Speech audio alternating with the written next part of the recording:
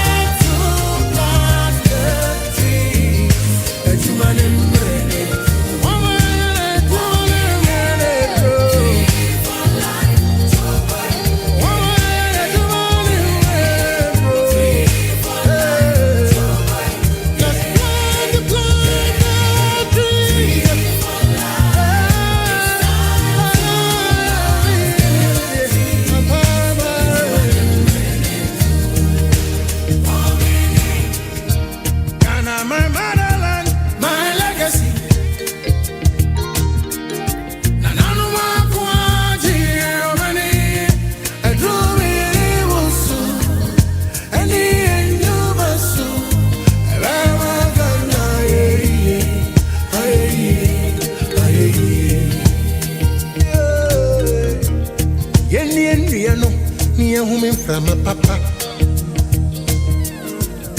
and from my papa, I'm on party. Yeah,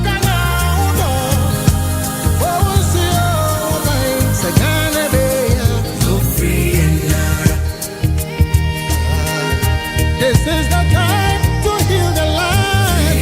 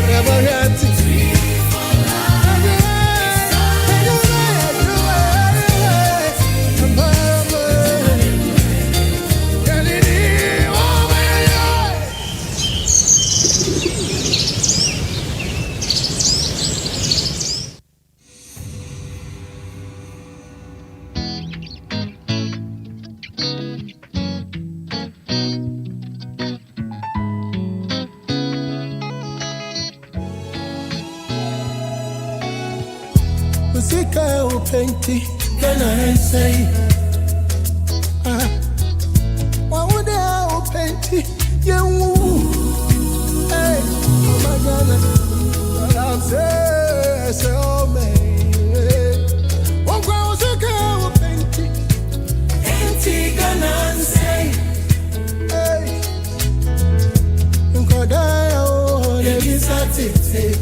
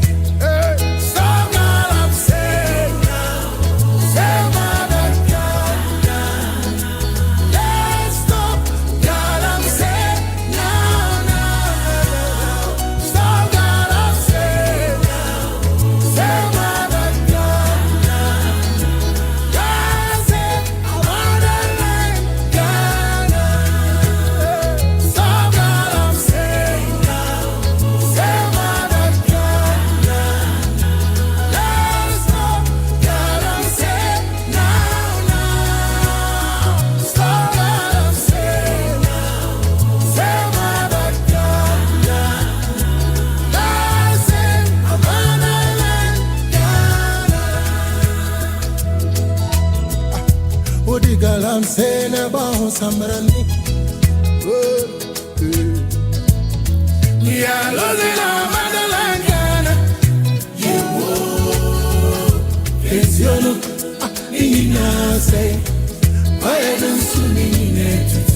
Oh, sick and sick, and come on into a woody for myself. Hey, I want to go very out, come now, I say, can I live here? I'm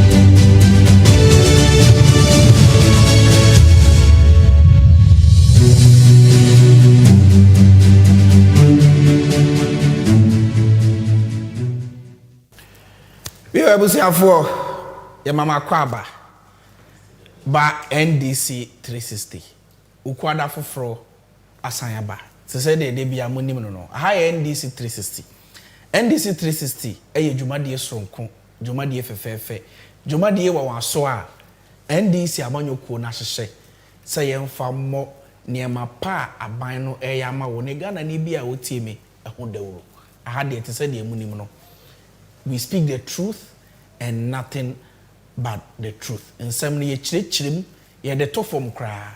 Said the bear a cry I won't and empo day.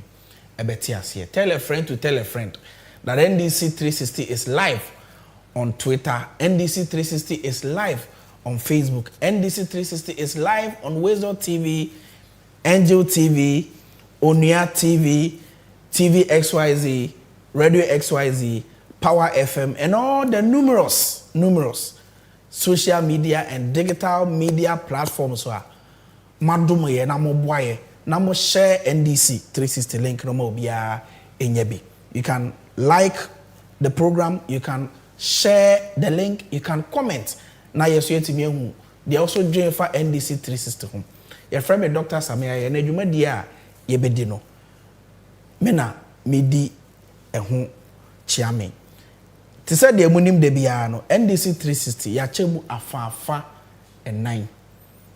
Ofa edi kan no government this week. Government this week niema pa ene nhyehyeye aban ne de agu akwan mu a Ghana for do na enya so faso. That is government this week. The abana aye ewo na awotwe mu. Ofa etoso mienu no NDC and you. De ani ehu ene de aso ate adodo na edi ho dance niema pa aban no e de agu akwan mu from state institutions to statutory bodies and what have you. Ni na nhyehyeye aban no aya Ghana for share their experiences on them. That is NDC and you. The third segment of what also means a moment of truth. No kre emre. I had ye den krata a emudu enkrata e de no kre no e daddy etudwa. Emma Ghana for nyina hu de eko. Ofo etwa to okra no friend Jandam mewu. Jandam we say mo amunim. Say esan amanyo semu fasope any playing to the gallery na ebimo keka nsemu a sebe no kurenim na ento asomu na the idea behind it say be that Ghana for bi mu a omontwe o ma adwen ko niam bi so no aha ene ye de no kure no etudwa aha ena ye pa o ho ntoma aha ene ye yi o so krata ema obi ehu no kure wum. These are the 4 segments of NDC 360. Ye try ho aba ye ba ye be ye ofa edi kan no government this week. Me that's it.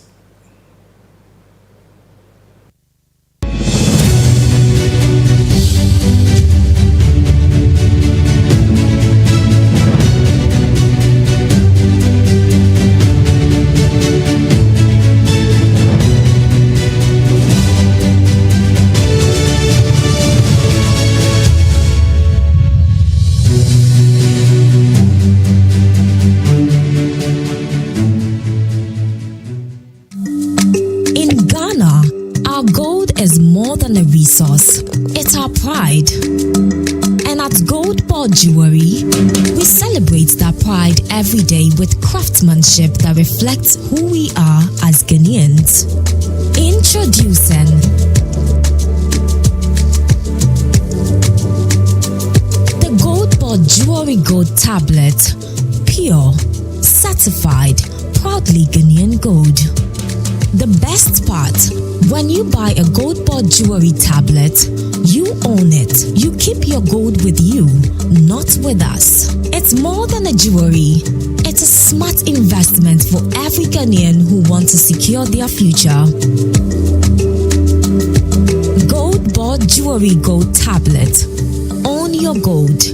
Own your future.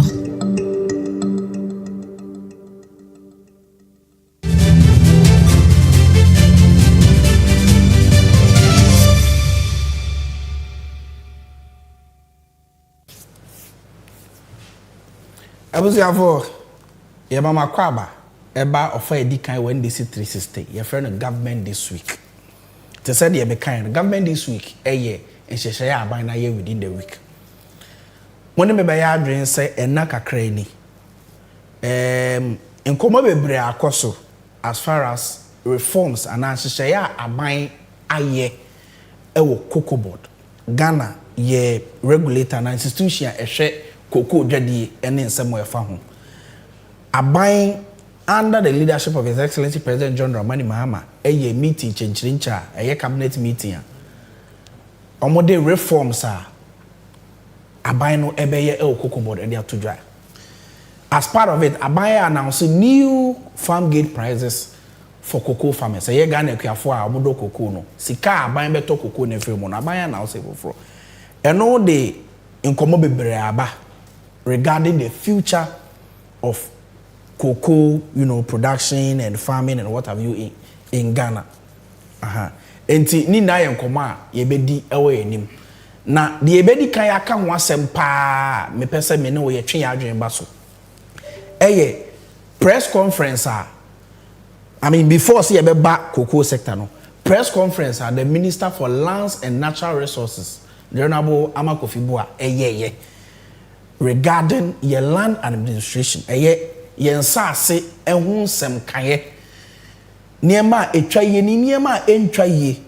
A ye gidi ye pa se sa reforms are lands ministry under the directives of the president obekaya on 10th January president mama buy no or suspend all transactions concerning land and land issues in Ghana, and or directed the lands minister to start an investigation and a probe, set up a committee, said you did new reforms about the say so in the last few years Ghana and say it be much to trebia tong just say SMP na me pese ye kan ho asem na Ghana for enya ehuntia say on what government is intending to do as far as Ghana your land administration is concerned. The producer obey adom na wamaya discuss land issues no enti etiefo ana ahwefo so ebe hwe me kakra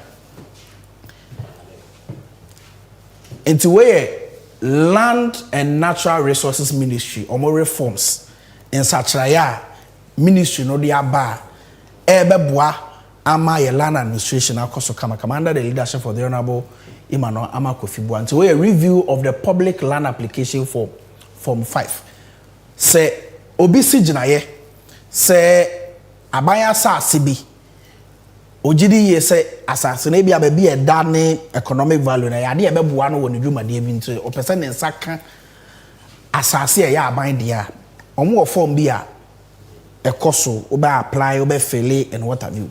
The lands ministry believes say over the years no sa form ne ho senkaye no abeye inconsistent ama ebinum afa kwati kwan bi so afa ka na sichi kwan so enam kwan bone so sum adwadie bi akoso a omotonton saasasi ekwan eni kwan so omoton nti there's about 6 reforms are the lands ministry here form the edi kan review of the public land application form. Was it the revised form 5 will be published on the Lands Commission's official website and made available for public access within the coming weeks.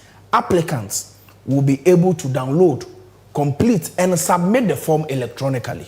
The TNSA and can say na transparency na a high shade need you media women.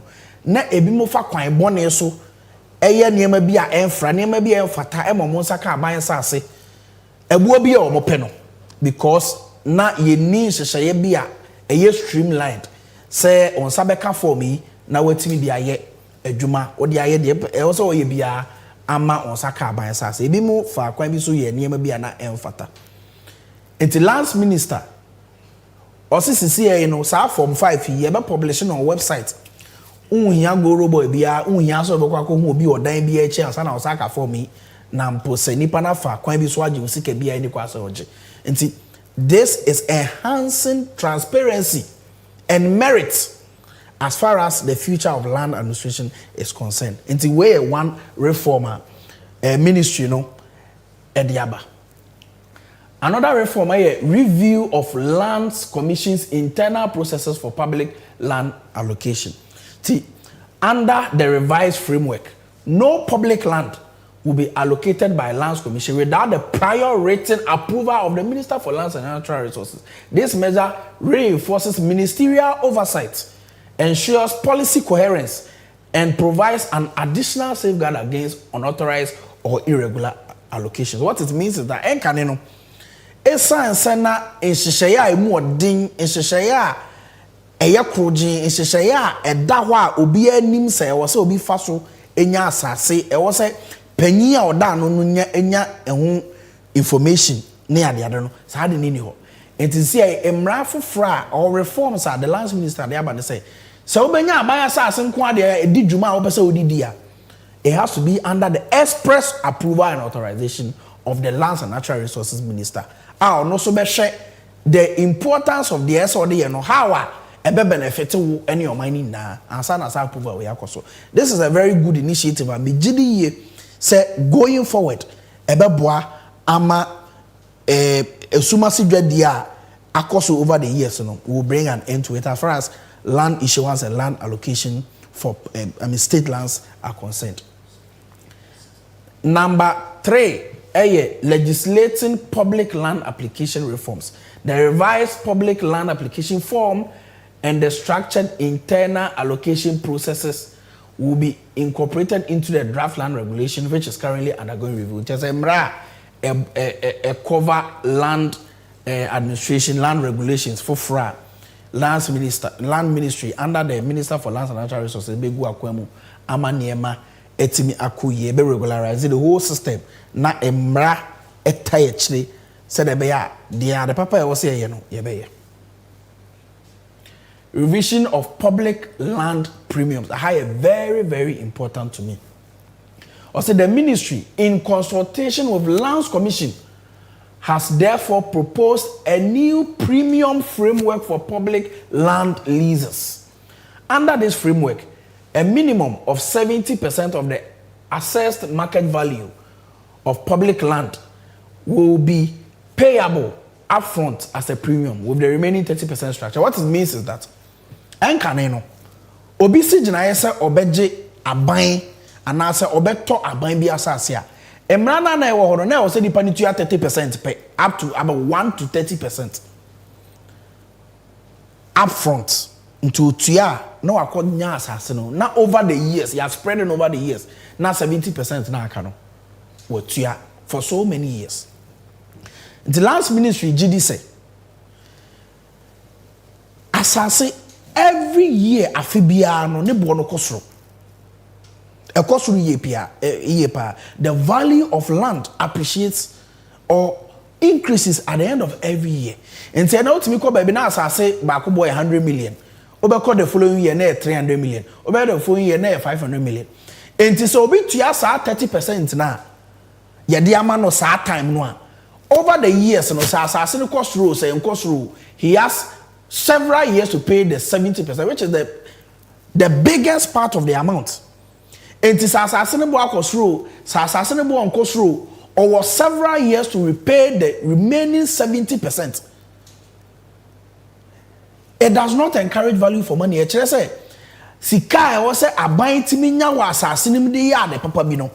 Because Yamano so many years to pay or fundible cassia pardons, no, Abaying Yas kind of so far so. Even if assassin Boakosra. Into the new reforms or the regulation from the Lands Ministry says, see, you're increasing the upfront payment, and I say, so 2 years and the assassin now what you had the account over the years no, to 70%. Or how much you at your soon. And to Ubana assassin 100 million, Utu 70 million, near amount of fake account, not 30 million, I can what you and Canada na 100 million na ubetua 30 million pe sometimes ubetua 20 million pe now the several years etua sa 80 million na kan so time na asase bo na akosoro pa na aban enya so mfaso papa bia until the new reforms is that you pay 70% or how much chichemu eduosun 70% said e be ya kakra na aka na ubetua na ye kakra bi keke sa time na aban enya asase so fa so pay me gidi ye say ebeboa ama the future of our land administration akoso ama ne matimi ay kama compilation has a very important compilation of market value data for defined land clusters mami reading to support transparent pricing and informed decision making. The ministry working with Lands Commission will compile and maintain reliable data on market values for defined land clusters across the country. These values will be published transparency on the website of Lands Commission in a spirit of transparency. The idea is Ghana assign a BIMO political affiliation, a BIMO omunim nkofo ba ko mini bi omo abamuntino. Abaya sa ase a obekọ baabi na ye 1 billion po no because oya amanyoni anasa onim manyoni bi no ni akoto ama na 100 million. We have seen that in many cases. Judicial service na omu gina court because akoto o masa ase bi ama a private investor. nhwehwɛmu kyerɛ sɛ he has close affiliation to the MPP aban da de twɛ mu no DVLA omasase we are reliably informed say yɛtwa bi ato ama private investor bi ono so ne relationship with MPP for no aban da de twɛ mu no was soro pa Northern Development Authority omasase even Achimota Forester yena yenim se eyabusua bi ena because of state interest say yede omode omasase be ma aban na aban de aye bibi pa bi a ebe sombo ama oman no nti no omode omasase ye friend Achimota Forest no ama aban yete ye ni a esan se nipa kuo bi ewo connections wa aban mu ebi mu ye government appointees yete ye ne na Achimota Forest Reserve no obi so reserve obi atimi awu menkae busuafo ya ho ede Achimota Forest portions ni bi ama mabusuafo che so no ewo a land in the Achimota Forest because oya amanyosem enti wo bekọ baby te second cantonments asase a ye ton no $500,000 no 50 billion no na ya ton ama obi only 1 billion pe asase ye 50 billion no ni ya ton ama obi 1 billion esan se oya amanyoni ana so onim obi wa ban mu enti last minister says I don't know ye twam tinton tan ye nya sa de bi sisi ano aban be publish market value of land clusters and sase e okromu a second to men there one plot here ebia $200,000 $300,000 laboni ebia $300,000 chado say said the be ya onfa amanyosem ekwan so enkon koto aban asase a obenya no fofofo na odi aye bibia wo benya so fa so abra oman enya so fa so bia so this is a very good initiative me gidi yes going for the idea ebeboaye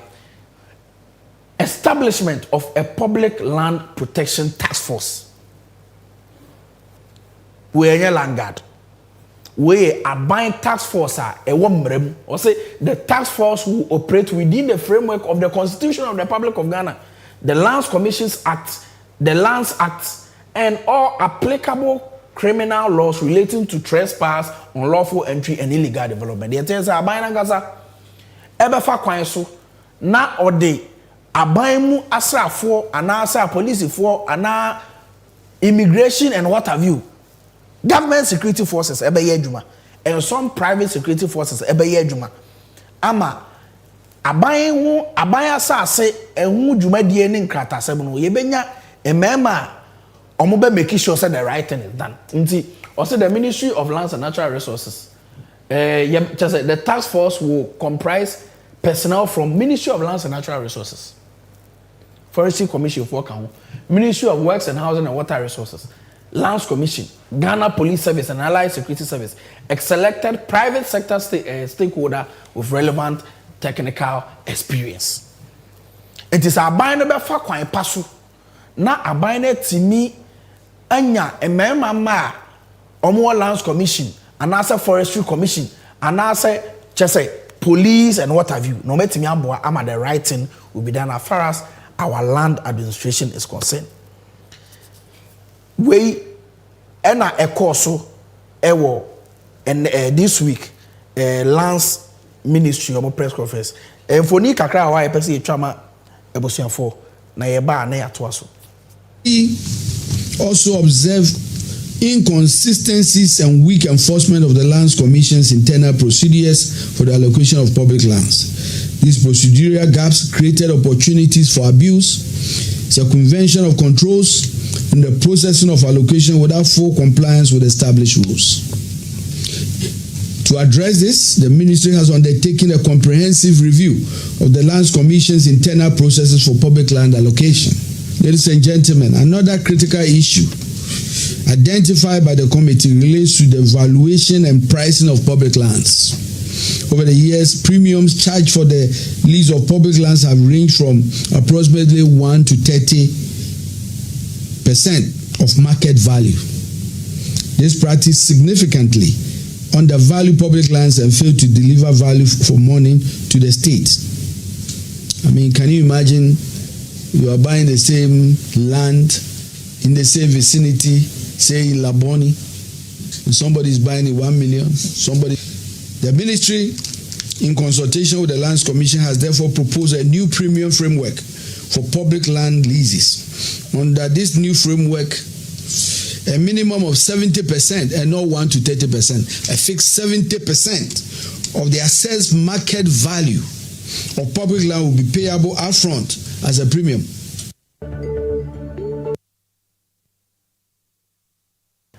I was therefore Motse, the Minister for Lands and Natural Resources, the Honorable Emmanuel Kofi-Boa, on name penny for Shishaya, Machichimui, and whom Fasodia Ghana Benya, said the Ebeya, over the years, a buyer Sia, a bimwa faculty Kwanswatun Toby, or Manfaqua Papaso, Enyayeno, or said the Yanfaqua Paso Enyasu na, but Yadia Momono, Yebe review. Sanquaf and Faqua Paswa, a buying a bitrim. The air cost to see and also enam quite Papaso, a man bitrim, said the Beya, Yebeboa, ama ya protect Ghana, your properties, and that's yet in the area, Papa B. So, unya political power. I was out the sum of mine. Yen fa empenya ye. So we are bamu penya. And no nkyere se wonya abaya asase bia wo de ye de ope. Da bi. And ultra many J ya papa His Excellency President John Dramani Mahama say appointee bia should go nowhere close any state property or state land. So that you bring the right political culture. Political culture ebe dan odo edi ama omai. Political culture o ye bibia ebe ma wadwen omai no kan you must be patriotic. You must demonstrate country loving, properties. You must be compassionate for the people you lead. And until President Mahama ejina mu say ade a yekoso yi obeboa ama me bi etimi akoso ye be try ho kakra ye ba ye de second segment ebe bremo medase.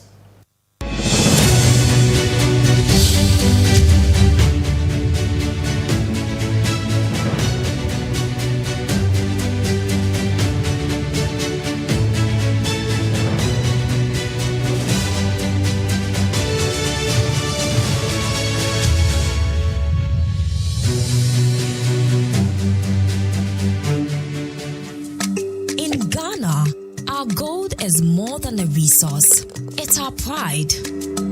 And at Cocobod Jewelry, we celebrate that pride every day with craftsmanship that reflects who we are as Ghanaians.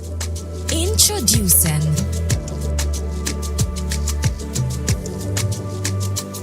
the Cocobod Jewelry Gold Tablet, pure, certified, proudly Ghanaian gold. The best part, when you buy a Cocobod Jewelry tablet, you own it. You keep your gold with you, not with us. It's more than a jewelry.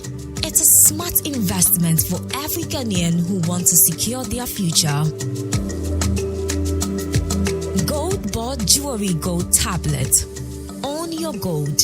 Own your future.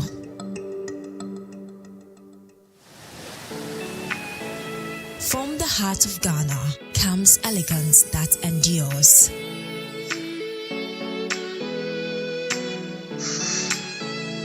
Cocobod Jewelry crafts world-class jewelry from the finest gold, diamonds, and precious minerals.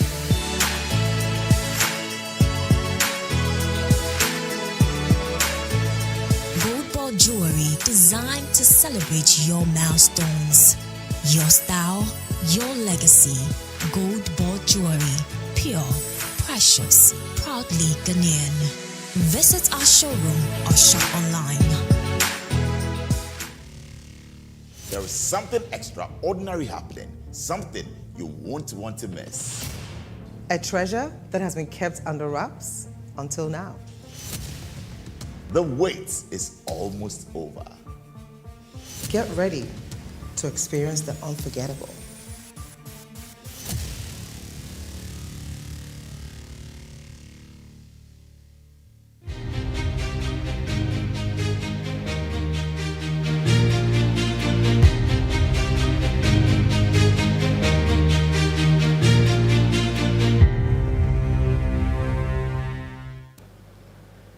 Abusiafo Yeah, Mama Kwaba, about the second segment, which is NDC and you.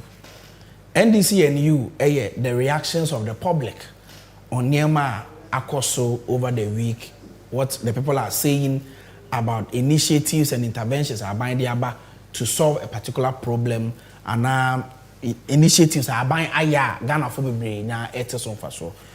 Ye wo infoni kakra bi a ye bi ya kire mo etse de mekan no over the past few days. Cocobod, the future of it, cabinet meeting, people's reaction to it, and the true issues. Ya can once over the week. Na Ghana kwi afodo do na so atimi a kire o madwen. Ebimu nukreni positive. Ebimu so it was not desirable. Ni na your mind na ye chechire. Ye gidi ye say ye be solve problems. Say ye de problems and one word drone ehum waye ebe banti atemamfo no tomaye. Efoni e wo ho ye pese ye kire mo ye ba ye be ka ho asem kakra. Senia enye too much no enu mom ni ye hia asem. Me say enyina nim ni asi world market a omuto. So hu. Do na anu se kura ye tell radio hu no. Ye share no price ya aba sesi a na omu say adni free base 70 so aba 40 so no. Lo kwasem ni e ya ade a e ha adwene pa. Nti so ne de yen kase chenchia so te so na Ghana ma be bo a on te so on say otum de Ghana ma be bo na te so na Ghana ma be bo a ne pe no se ne ntime mmoa e ma Ghana ma no yokoko sem ne ntime nko so ne de yen hye ne force se onye se wo hwe adwaman so a yen nyina etibi se koko no be ba ate so ndi sa aban betie koko ne so a akuafo yen hye da ni problem na ye problem kakra ni se kakra na akam no ya to aban nyamfo atikanmla ye best aban se o ma sa atikanmla yenim sa aban ye odwene ne manfo ho ntu hwa ne ne ma beble so atete ndize koko so te a akuafo ye wa ba se ne beka mre kakra ni na koko ni sika ne ye den eka mu nti ne ye se ye na sika ne ka mu no eno kra no na ukodura fom ho kra na ne ye koko no so na wa ba ma abusa wo be ye den wo bete nso no se de se ya ate asempa na o se obetua ono se sika na amaye na we no wate we no so a ye de ye ni asem bi e kana na ye besere na so ne se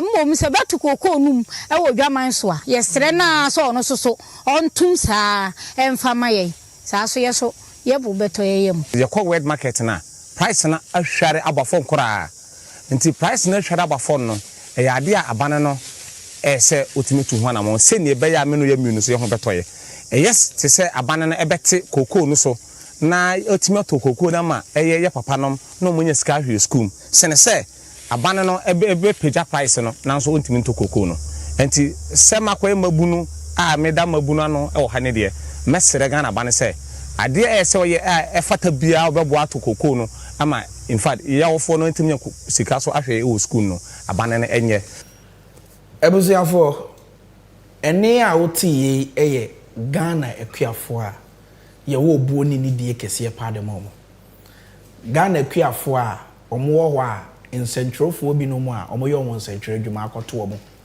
ene omo di nkomo na omo kire omo adwen oni asie ene you know what has happened ene going forward de omo gidi sa aban ebe ya ma omo no kreni mi gidi ye pa se koko akuafo yi no mu nimu mpo se nsentrofo be ba ho sa koko akuafo yi menu na obi ani se omo ye nkramofo ana omo ye kristofo se omo ye amanyosem se omo nya amanyosem we are the true intentions and reflections of cocoa farmers omate in semia akoso. But there's one thing many age in all of this.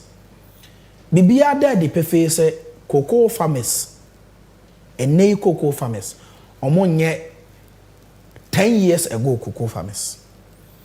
Where cocoa farmers are omon kase abansi where cocoa farmers are no mo kasa e wo ba bi omonyo news omonim international news omonim se amansa adwaso no sika edito cocoa no abafom yie pa enti omo ankasa nim se we na asi na ndije samba akone se omo expectation se aban betua sa 50,000 tons na aka na ebi mo de omo cocoa akoma Cocobod enti omo ka no aban e release ska for payment. And now I can say 237 million Ghana cedis has been released by government to pay sa cocoa farmers now omodi omukoko ama Cocobod omonsanka obosika.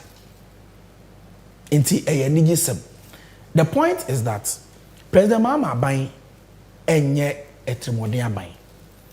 President Mahama Aban aban a what demonstrated beyond doubt say emu ye den a oma Ghana ni no enya emu ye den a oso kuani no ase.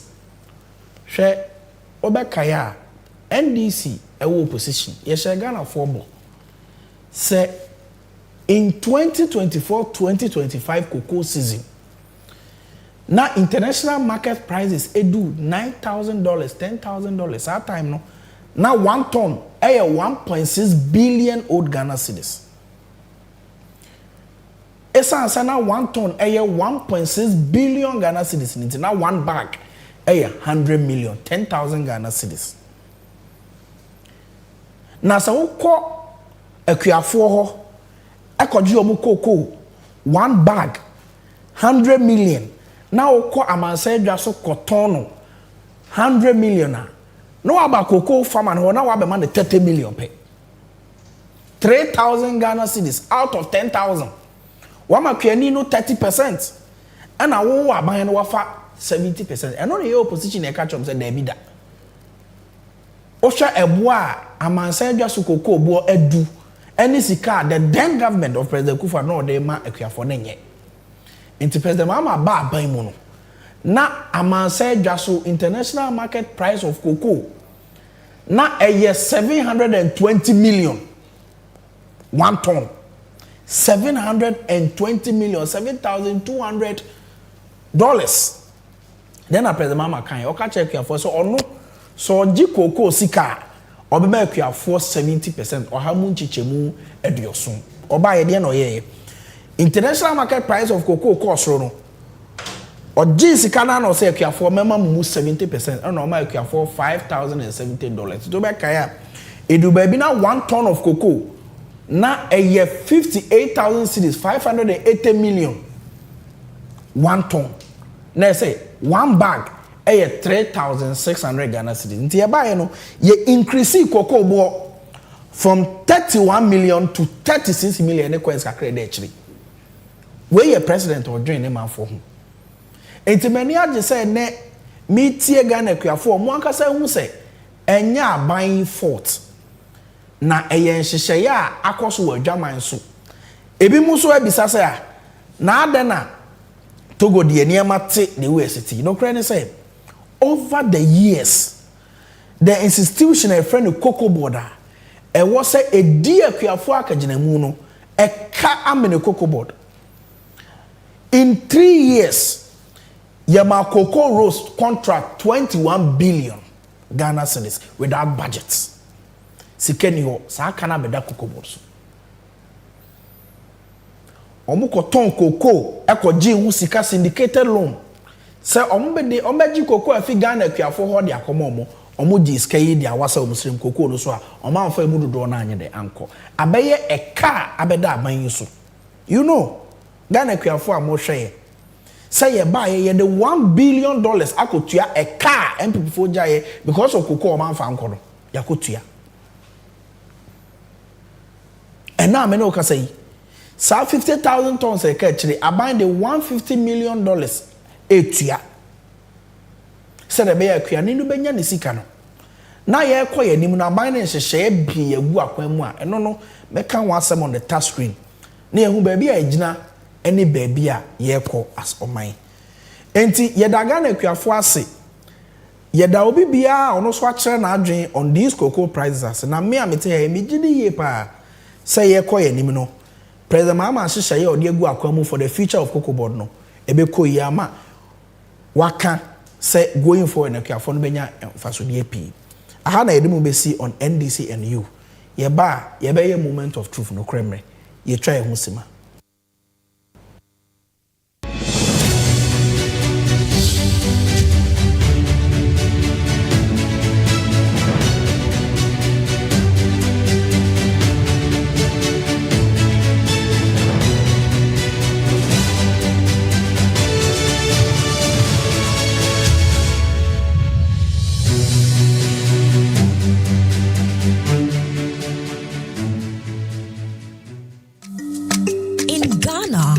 Our gold is more than a resource, it's our pride.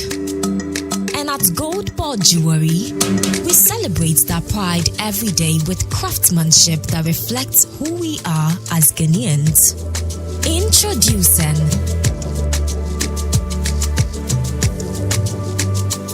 the Cocobod Jewelry Gold Tablet, pure, certified, proudly Ghanaian gold. The best part, when you buy a Cocobod Jewelry tablet, you own it. You keep your gold with you, not with us. It's more than a jewelry. It's a smart investment for every Ghanaian who wants to secure their future. Cocobod Jewelry Gold Tablet. Own your gold. Own your future.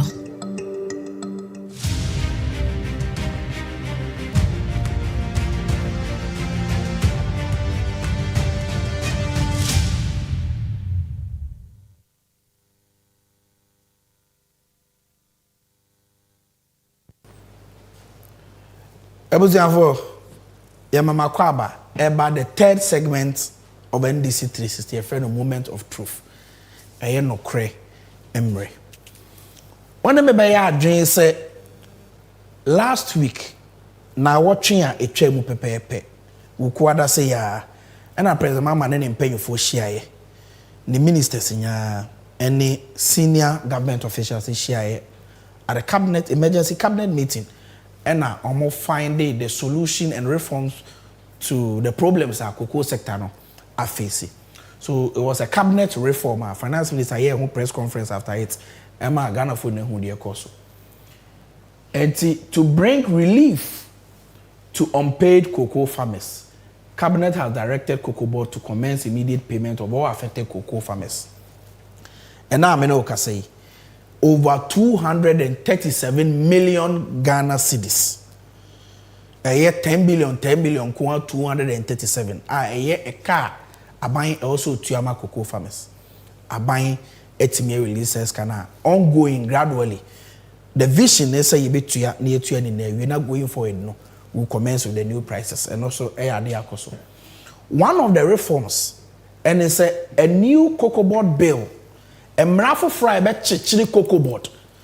Government will send it to Parliament, will be presented to Parliament to implement an automatic adjustment of producer price to align with movement in the world market price and exchange rates and other key variables and guarantee a minimum of 70% of the gross FOB price. The TNSA. President Mama Bosha will share opposition. Or buy what this so. In 2025-2026 cocoa season, our cocoa farmers 70% of FOB price or increase cocoa board from 31 million to 36 million. Or sansi sisi akra de yenfa kwashe mramu yenfa mranta yechiri. Said the beya going forward no FOB price are buying be declare biya from the world market price no. Kuyanini nimso benya 70%. It is a $10,000 ah. Kuyanini nimso benya 70%. 1 billion Kuyanini nimse obenya mu 700 million. 2 billion a Kuyanini nimse obenya mu be 1.4 1.6 billion Ghana cedis. Enti president ma wade akoshe brem. Ye gidi se going forward no ebeboa ama reward anamfa so dia wo se Ghana kuafo nya in ye cocoa administration no Ghana fo benya by president Mahama the province awode ama. President Mahama say a new financing model for cocoa purchases and related operations with associated benefit from increased processing as follows. Brofuni bebre na yebe breakim ama mo hweye yebe chechiri mu otwi kasem ama ebusuafo atiase. So number 1, the new financing model will utilize domestic cocoa bonds to purchase cocoa and repay with cocoa proceeds within each year. The TN say and can na efre be syndicated cocoa loan and no sika ekoje na amanone from banks. Na saa sika na yekoje a emra pa etechire pa na sa koje saa syndicated loan na cocoa na obenya ni na no ye de kra kwa amanone ye mfa value ba kokra nka ho ye mfa hye machine ye je ya ye de share botun ma na ye de kwa amanone enti sika e wo se ye nya from ye cocoa say ye de value eka ho a ye process na ye no kroje kakra saa sika na wo se ye nya no because of saa contract ni ye nya enti say president Mama say reference to ono ankasa de ma bebra waka as far as Accra reset is concerned. Say yankasa ye benya ye homegrown solutions to our problems. Ade bia president mama aka wasem nisi ano ye be raise cocoa bonds. E kire say Ghana ha yankasa ye be pay kwan na ankrankre ana say businesses ne enjume kododo e wo Ghana ha omo betimi aka omo sika bum na yetimi enye sika ye be finance Cocobod.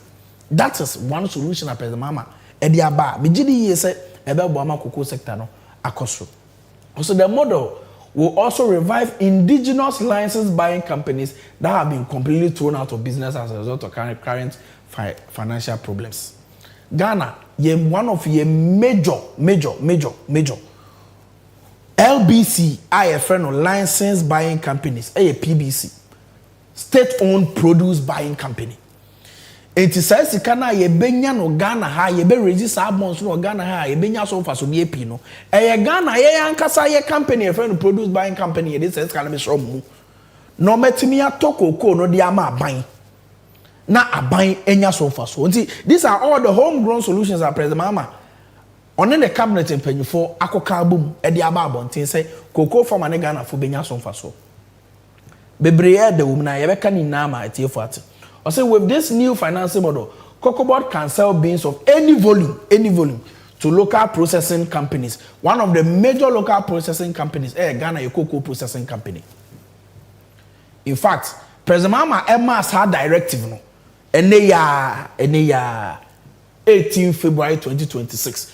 Produce buying company, PBC, Boni didn't say, the major local, license buying company. Ombeto cocoa efie kwafo no and the statement about say produce buying company announces reopening of all buying centers signaling renewed cocoa procurement. Teche so omankasa e dia ato manum ton say oma biebie omo nkrabata e Ghana ha nyina say oma hyase to cocoa on behalf of Cocobod ne aban. Say de be ya ye be bie produce buying company nim na Ghana for mabunu na nya so faso na Ghana cocoa farmers na kasa nya so faso for the benefit of the state and with the vision to revive Cocobod, Ama Cocobod, Ejina Brane. Also, Cabinet has also directed the beginning from 2020-2021 crop season, a minimum of 50% cocoa beans should be produced locally. They attend to be processed locally. President Mama directed say, cocoa beans are yenya organa hanina say 1 tonner, 1 million metric tonner, and move 500,000 metric tons. Yen process Ghana here. The TN say Ghana your local processing company to say cocoa processing company. Omo na produce buying company no fa cocoa ne mo omo fa fidie. Na yama value ni nkosoro na Ghana tinye nya so mfa so pi. Eno ho nkrata na PBC for the aba bontia. CPC for so the baba ye adwuma. CPC a cocoa processing company. Or say the states owned cocoa processing company American CPC no will be revived as a matter of priority to become the leading processor of cocoa beans. President Mama yesterday why be done a friend I boafo. Why be da? Onone president oba ya National Investment Bank na egu na embo number. Odi ye hwe enye no why revive na momenya mfaso 146 million by the end of 2025. Oba yetama oil refinery MPPD 8 years egu kojo to akomoton no why revive Tama oil refinery na ya Tama oil refinery achase e refinery crude ama Ghana nya so fa so nipa we catch yourself obe revive cocoa processing company a uni na chine intra panyfo say dey why be da any friend I boaf and I'm extremely happy about this. Point 7 or 6 to ensure accountability and transparency in the management of Cocobod and the cocoa sector as a whole. Cabinet has directed the Attorney General Department to commission concurrent forensic audit and criminal investigations into the activity of Cocobod over the last 8 years. Minu 9 say yete ya yenka bi shemu Cocobod timie road contract cocoa roads on 21 billion Ghana cedis, even more than the roads ministry. By ye hu kwan papa bi o maye okromwa a e kanaba beda aban so a eno na ema Cocobod e bra e mera e wo so mo so akuafom asene mpono mu ntimi nso. Oko countries like Togo, omo cocoa marketing companies have been able to hold omo workers because no more buffers. Ghana Cocobod any buffers. Into sa buffers na ye be also ye building no. And na president Mama GD says sa hye betimi ama Cocobod ejina na so. Also to convert part of legacy debts about 5 billion owed to Ministry of Finance and the Bank of Ghana to equity. They just say a car Cocobod at the Bank of Ghana and the Ministry of Finance no. Finance Ministry be fast aka no. Every Cocobod so. Sa pepe nete. And as I be to say Finance Ministry the Bank of Ghana invest in Cocobod eno ano no. Said the books of Cocobod be clean yet media raises our local bonds now. You see a reason. Also, Cocobod currently owes Ministry of Finance 3.7 billion, which arose from the conversion of non-marketable cocoa bills, Obekai, domestic debt exchange program, and Bank of Ghana a loan, a 10-year loan of 1.38 billion. So this one is actually a different thing altogether. Non-marketable cocoa bills. Into a car that Cocobod so no. Abayin be the donor free Cocobod so the Aban Finance Ministry. The debt conversion will restore positive equity. Ebema Cocobod books more effect. Said the way you resist our cocoa bonds now, it will be easy for them to raise it. Cabinet has also directed the transfer of cocoa rows liabilities. Obekaya, sa cocoa rows 26 billion now, 21 billion now. In only 3 years, 2018, 2019, 2019, 2018, 2019, 2019, 2020, 2020, and 2021. In 3 years, Omoma cocoa rose 21 billion. Meanwhile, from Kojohoho, yeti Cocobod to 2016, now cocoa rose only 5 billion. Yeti Cocobod to 2016, cocoa rose only 5 billion. By before the 3 years, pay eboka 21 billion without budgets. Skebie now. They were asked by IMF, so munko rationalize no. Na Emma Cocobod books ain't free no omanye. Abayi under the leadership of the Finance Minister, Dr. Atuforsen, Cocobod CEO, Dr. Randy Abbey, any Rose Ministry, Omatia Siama, sa eka, ya rationalizing from 26 billion to sa 4.35 billion. Sa kano, Rose Ministry be fast kano. Said the bear Cocobod home back in high. All these are investments at present, Mama, or Cocobod for the benefit of the institution. Eti ya waniema pia akoso emrenti ntimi nkanina, but I want to promise you Ghana ni amohwe say achia ne muye na a problem be say ya say solve ni build a country ni ntina Ghana for to abama president mama. It will surprise you say in the coming years Cocobod benya hoden aso cocoa farmers asene. That is the visionary leadership President John Dramani Mahama. And I believe that these reforms will have far-reaching consequences. And then for people break Cocobod in the future. Said the Ebeya Nepal was a Kiafo Enya a free Kokomono, a Kiafon Benya Bekaya buy in 1 year. You restore the free fertilizer program for cocoa farmers. You restore the free seedling program. And there are many reforms at Cocobod. Ye GD sebeboa cocoa farmers. Aha, any edimu besi. A moment of truth regarding reforms are President Mahama in the cabinet. Edi about Cocobod. Ye try home.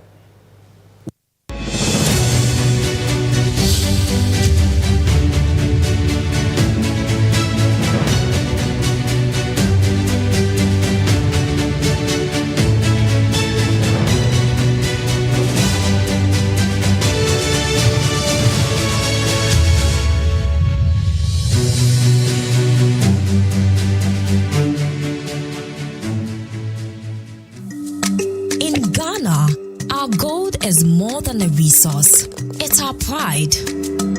And at Cocobod Jewelry, we celebrate that pride every day with craftsmanship that reflects who we are as Ghanaians. Introducing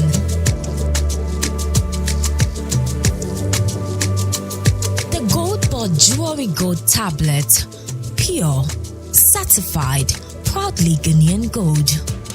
The best part, when you buy a Cocobod Jewelry tablet, you own it. You keep your gold with you, not with us. It's more than a jewelry. It's a smart investment for every Ghanaian who wants to secure their future. Cocobod Jewelry Gold Tablet. Own your gold. Own your future. From the heart of Ghana comes elegance that endures.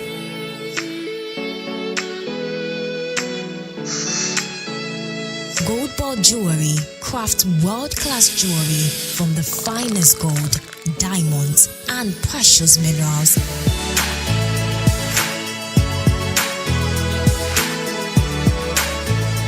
Cocobod Jewelry designed to celebrate your milestones, your style, your legacy.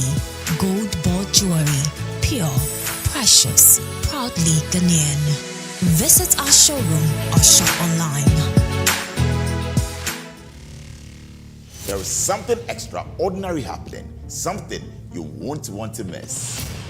A treasure that has been kept under wraps until now. The wait is almost over. Get ready to experience the unforgettable.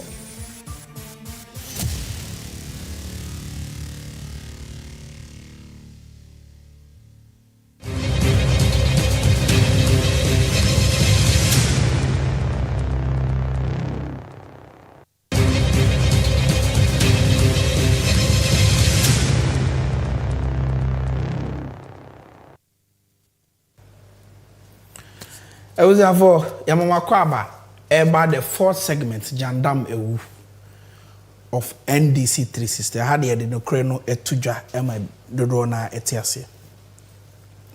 Now, in some P Akoso over the last few days, MPP4, Omonium communicators. I can say P say NDC Abani 3 more days. NDC Abani Mune Ghana phone. NDC are buying so Ghana for us. That has been the conversation. Our man can't say NDC are buying 3 more. Now, in Pennyforce, to whom much is given, much is certainly expected. Yet, say Ghana in the year 2024-2025 cocoa season, the international market price of cocoa at $9,000 to $10,000 per ton. So time no on our exchange rate is 15.5. So multiply 15.5 or 60, you know, by $10,000 per ton. Unya over 1.6 billion Ghana cedis. Over 1.6 billion Ghana cedis. Unfortunately, MPP for almost almost dog Ghana for dog Ghana cocoa for no. Omoji cocoa for cocoa. 1 bag. Eko ton e jama so eje 100 million. Because 1 ton is 16 bags. And 2 ton 1 ton 1.6 billion. 1 bag be 100 million. Eko je 100 million o man say jaso. Omo ba Ghana no, omo de emu 30 million pe and a bre Ghana for ekuafo. Uji cocoa ekoton no 100 million per bag e wa dwaman so. Ba o ba Ghana no wa be make ekuafo 30 million pe. Uwi a no akotena simpie so say wo do Ghana for se no bia. Why na onim se Ghana ekuafo bre a onim adwuma mo ye owo odom mo a obekwakoje obuko akoton 100 million na wa bre omo 30 million. And these are the people throwing themselves about on TV stations. Say Omodo, Ghana, Cocoa, Ekuafo. These are the people who are making these claims. 1 metric ton, 16 bags. Omo kwa jama so koton ye omo ba ye no. Ehun sika no, omo de emu popotua bi fia bi na ma Ghana Ekuafo. Eno na ma ye cast no.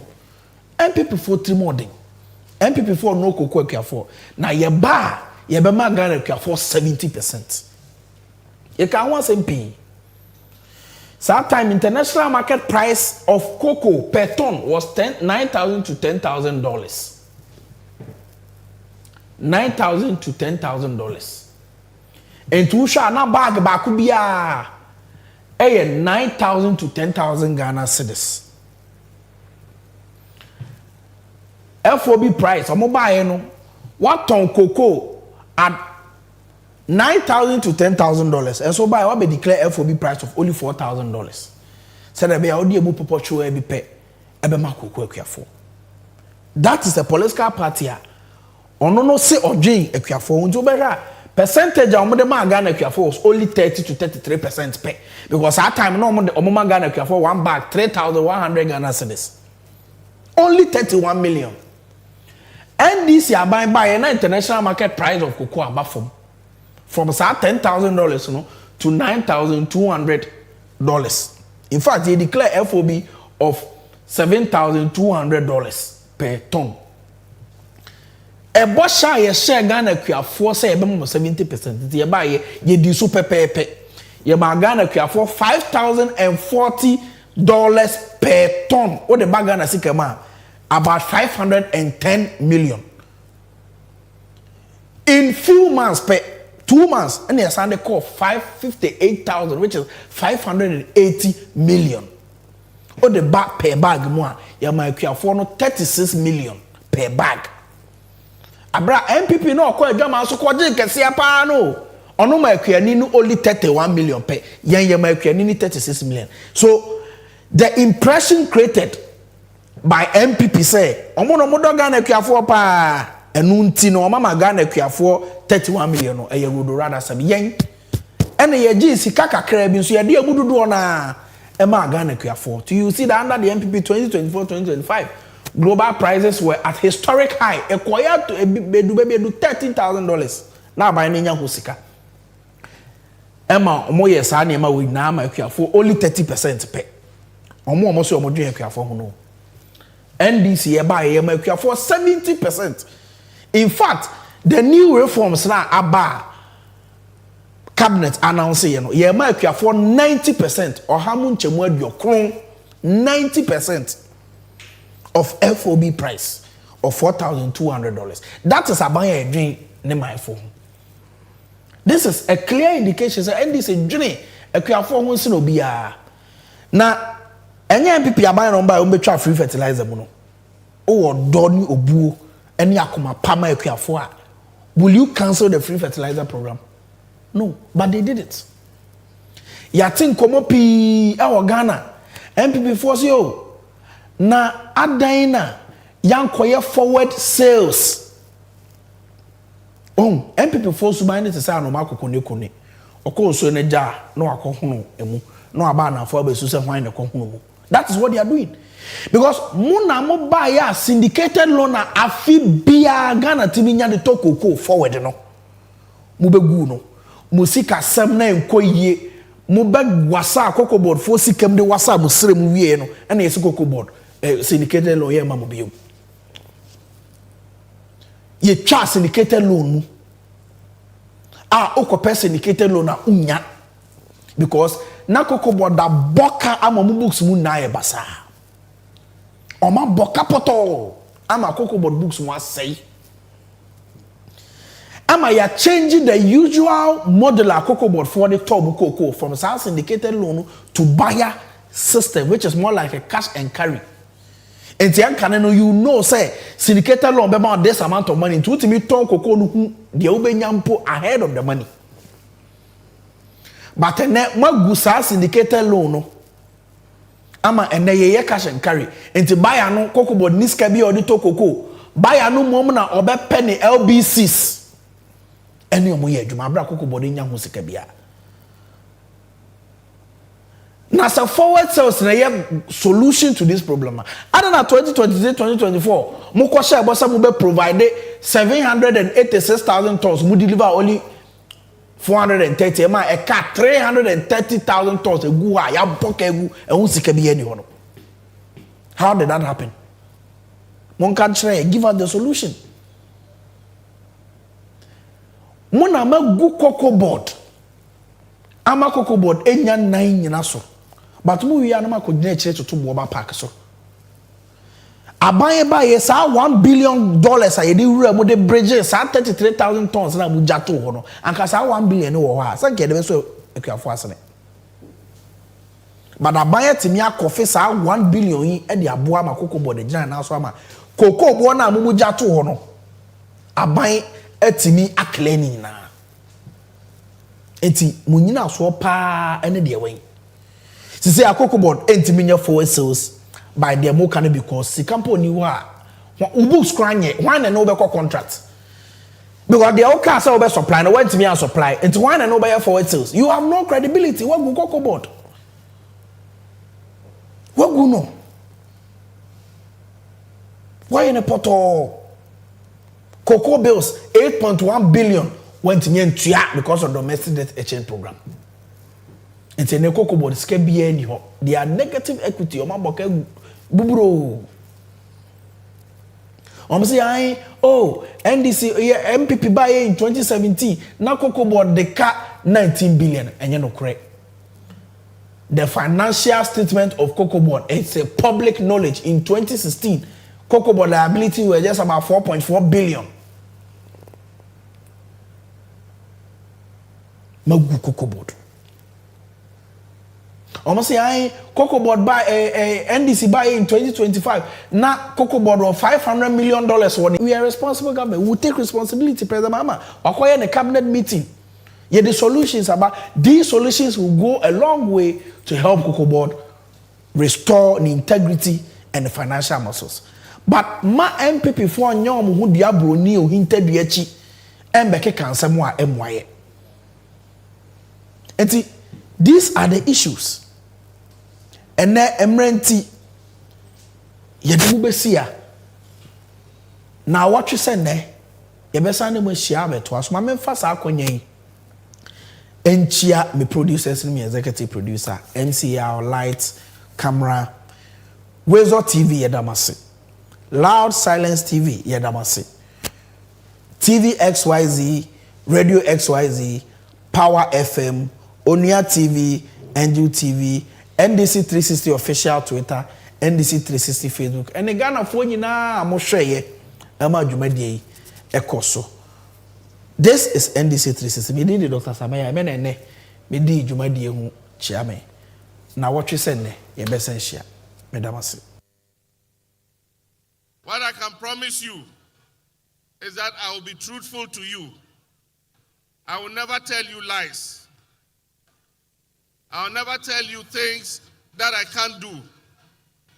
The problem with this country is that our policies are based on the short cycle of winning elections every 4 years.